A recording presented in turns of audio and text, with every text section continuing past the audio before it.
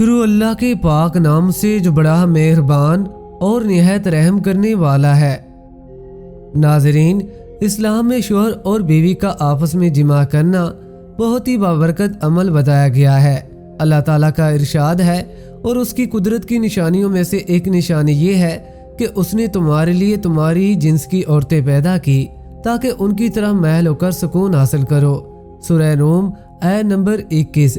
حضرت ابو ذر رضی اللہ تعالیٰ عنہ فرماتے ہیں کہ بعض اصحاب کرام رضی اللہ تعالیٰ عنہ نے حضور صلی اللہ علیہ وآلہ وسلم سے عرض کیا، اے اللہ کے رسول صلی اللہ علیہ وآلہ وسلم، مالدار اجر و ثواب میں آگے بڑھ گئے، حالانکہ وہ بھی نماز ویسے ہی پڑھتے ہیں جیسے ہم پڑھتے ہیں، وہ بھی ویسے ہی روزے رکھتے ہیں جیسے ہم رکھتے ہیں، اور اپنے فاضل اموال کو خیرات کرتے ہیں۔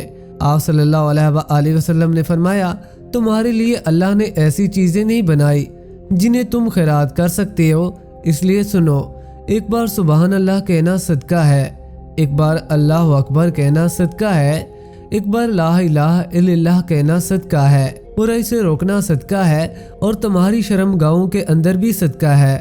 صحابہ کرام رضی اللہ تعالیٰ عنہ نے عرض کیا، کیا ہمیں سے کوئی شہوت پوری کرے تو یہ بھی اس کے لیے صدقہ بن سکتا ہے؟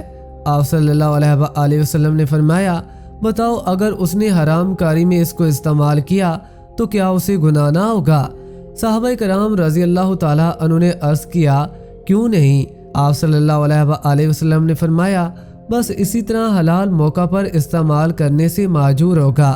بروایت مسلم و نسائی۔ ارشاد باری تعالیٰ اور اس حدیث مبارکہ سے ثابت ہوا کہ جب ایک شوہر اپنی منکوحہ یعنی اپنی بیوی کے ساتھ خلوص نیت سے ہم بستری کرتا ہے جس سے وہ اور اس کی بیوی دونوں کو خوشی حاصل ہو، تو یہ ہم بستری اس کے لیے صدقہ و ثواب کا باعث ہے۔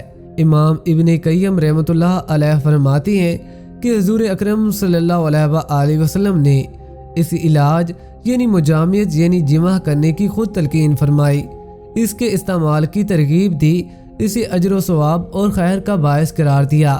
اس میں شک نہیں کہ یہ عمل کامل لذت کا سبب، محبوب کے ساتھ نیکی اور احسان کا ذریعہ، اجر و ثواب کا باعث، خیر و خیرات کا وسیلہ، دل کی خوشی کا سامان، غلط افکار کے ازالہ کی تدبیر اور روح کے ہلکے پھلکے ہونے کی علت ہے۔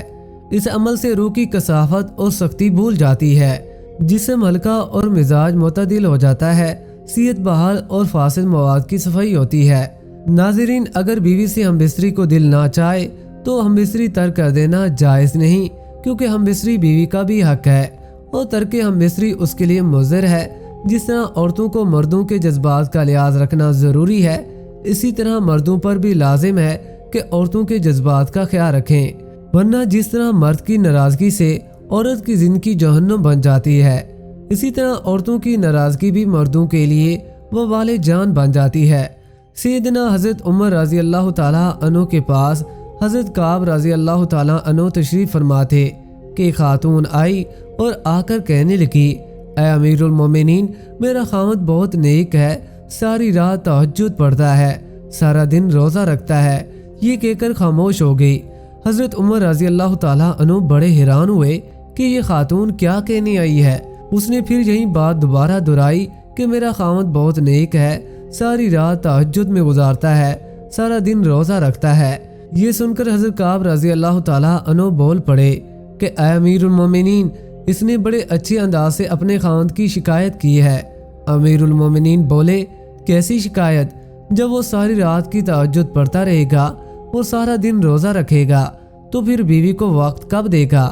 تو یہ خاتون کہنا چاہتی ہے کہ میرا خاوند نیک تو ہے لیکن مجھے وقت نہیں دیتا۔ چنانچہ حضرت عمر رضی اللہ تعالیٰ عنہ نے اس کے خاوند کو بلایا تو اس نے کہا، ہاں اے امیر المومنین، میں مجاہدہ کرتا ہوں۔ حضرت عمر رضی اللہ تعالیٰ عنہ نے حضرت کعب رضی اللہ تعالیٰ عنہ سے کہا کہ آپ فیصلہ کریں۔ حضرت کعب رضی اللہ تعالیٰ عنہ نے اس شخص سے فرمایا کہ دیکھو، شرعاً تمہارے لیے ضروری ہے کہ تم بیوی کے ساتھ وقت گزارو، ہنسی خوشی اس کے ساتھ رہو، اور کم سے کم ہر 3 دن کے بعد اپنی بیوی کے ساتھ ہم بستری کرو۔ وہ میاں بیوی جب جا چکے تو حضرت سیدنا عمر رضی اللہ تعالیٰ عنہ نے حضرت کعب سے پوچھا کہ آپ نے یہ شرط کیوں لگائی کہ ہر 3 دن کے بعد بیوی سے ملا کرو؟ انہوں نے کہا، اللہ رب العزت نے مرد کو زیادہ سے زیادہ 4 شادیوں کی اجازت دی ہے، چنانچہ اگر 4 شادیاں بھی کسی کی ہوں تو 3 دن کے بعد پھر پہلی بیوی کی باری آتی ہے، تو اس لیے میں نے اس سے کہا کہ زیادہ سے زیادہ تم 3 دن رات تک عبادت کر سکتے ہو، اور 3 دن کے بعد 1 دن اور رات پر تمہاری بیوی کا حق ہے جو تمہیں اس کے ساتھ گزارنا پڑے گا۔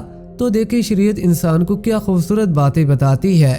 بیویوں سے متعلق رسول اللہ صلی اللہ علیہ وآلہ وسلم نے فرمایا کہ عورتوں کے ساتھ خیر خواہی کرو، اس لیے کہ وہ تمہارے پاس قیدی ہیں، تم ان سے ہم بستری اور عصمت اور اپنے مال کی امانت کے علاوہ اور کچھ بھی اختیار نہیں رکھتے۔ جب وہ اپنا قرض ادا کرتی ہوں تو پھر ان کے ساتھ بدسلوکی کا جواز کیا ہے؟ ہاں، اگر وہ کسی کھلی ہوئی بے حیائی کا ارتکاب کریں تو پھر تمہیں انہیں سزا دینے کا حق حاصل ہے۔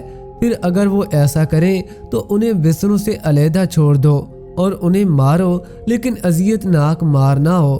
اس کے بعد اگر وہ تمہاری مطیع ہو جائیں تو پھر انہیں سزا دینے کا بہانہ تلاش نہ کرو۔ سنو، جس طرح تمہارا بیویوں پر حق ہے اسی طرح تم پر تمہاری بیویوں کا بھی حق ہے۔ تمہارا حق تمہاری بیویوں پر یہ ہے کہ وہ تمہارے بستر کو ایسے لوگوں کو نہ روندنے دے جنہیں تم ناپسند کرتے ہو، اور تمہارے گھر میں ایسے لوگوں کو آنے کی اجازت نہ دے جنہیں تم اچھا نہیں سمجھتے۔ سنو، اور تم پر ان کا حق یہ ہے کہ تم ان کے لباس اور پہننے میں اچھا سلوک کرو۔ جس طرح عورتوں کو مردوں کے جذبات کا لحاظ رکھنا ضروری ہے، اسی طرح مردوں کو بھی لازم ہے کہ عورتوں کے جذبات کا خیال رکھیں، ورنہ جس طرح مرد کی ناراضگی سے عورت کی زندگی جہنم بن جاتی ہے، اسی طرح عورت کی ناراضگی بھی مرد کے لیے وبال جان بن جاتی ہے۔ اگر کسی اجنبی عورت پر اتفاقیہ نظر جا پڑے اور وہ خوبصورت معلوم ہو تو گھر جا کر اپنی بیوی سے ہم بستری کر لو تاکہ شہوت کو سکون ہو سکے۔ ارشاد نبی صلی اللہ علیہ وآلہ وسلم ہے، جب تم کسی عورت کو دیکھو اور وہ اسے خوبصورت دکھائی دے تو اسے اپنی بیوی کے پاس چلے جانا چاہیے، کیونکہ عورت کی شکل میں شیطان آتا ہے اور عورت کی شکل میں ہی واپس جاتا ہے۔ اگر کسی کی بیوی نہ ہو تو وہ اللہ تعالیٰ سے پناہ طلب کرے، گناہوں سے سلامتی کی توفیق مانگے اور شیطان مردود سے اللہ کی پناہ مانگے۔ شوہر کے لیے اور بیوی کے لیے یہ جائز نہیں کہ وہ اپنی خلوت کی باتیں کسی غیر پر ظاہر کرے، کیونکہ یہ بے وقوفی اور کمینگی ہے۔ عقل و شعور نے اس سے منع کیا ہے۔ حضرت ابو ہریرہ رضی اللہ تعالیٰ عنہ بیان کرتے ہیں کہ نبی کریم صلی اللہ علیہ وآلہ وسلم نے مردوں کو مخاطب کرتے ہوئے پوچھا، کیا تم میں سے کوئی ایسا آدمی ہے جو اپنی بیوی سے ہم بستری یعنی جمع کرتا ہو تو دروازہ بند کر کے پردہ آگے کر لیتا ہو اور اللہ کے پردے سے اس فعل کو چھپاتا ہو؟ لوگوں نے جواب دیا، ہاں ایسے لوگ موجود ہیں۔ آپ صلی اللہ علیہ وآلہ وسلم نے پھر سے پوچھا، کیا کوئی ایسا آدمی بھی ہے جو اسے جا کر دوسروں کے سامنے بیان کرتا ہو؟ یہ سن کر صحابہ کرام رضوان اللہ علیہم اجمعین خاموش ہو گئے، اور اس کے بعد آپ صلی اللہ علیہ وآلہ وسلم عورتوں کی طرف مخاطب ہوئے، ان سے پوچھا، کیا تم میں سے کوئی ایسی عورت ہے جو اپنے خاوند سے خلوت کی باتیں دوسری عورتوں سے بیان کرتی ہو؟ عورتیں خاموش رہیں، لیکن ایک نوجوان عورت اپنے گھٹنے پر کھڑی ہو کر رسول کریم صلی اللہ علیہ وآلہ وسلم کی طرف جھانکتی ہے اور آپ صلی اللہ علیہ وآلہ وسلم کی باتیں سن کر کہتی ہے، یا رسول اللہ صلی اللہ علیہ وآلہ وسلم، خلوت کا ذکر مرد بھی کرتے ہیں اور عورتیں بھی کرتی ہیں۔ فرمایا، جانتے ہو اس کی مثال کیا ہے؟ اس کی مثال یہ ہے جیسے کوئی شیطان عورت کسی شیطان مرد کو سر راہ مل گئی ہو اور اپنی حاجت اس کے ساتھ پوری کی ہو، اور در اثنا لوگ ان کی طرح دیکھتے رہے ہوں۔ خبردار، مردوں کی خوشبو میں بہت تیز ہوتی ہے مگر رنگ نہیں ہوتا، اور عورتوں کی خوشبو میں رنگ تو ہوتا ہے مگر بو تیز نہیں ہوتی۔ مفہوم یہ ہے کہ مرد ایسی خوشبو لگائیں جس میں بو ہو اور رنگ نہ ہو، جیسے عطر اور عود وغیرہ، اور عورتیں ایسی چیزوں کا استعمال کریں جس میں رنگ ہو، خوشبو نہ ہو، مثلا زعفران اور مہندی وغیرہ۔ اللہ پاک عمل کرنے کی توفیق عطا فرمائے، آمین یا رب العالمین۔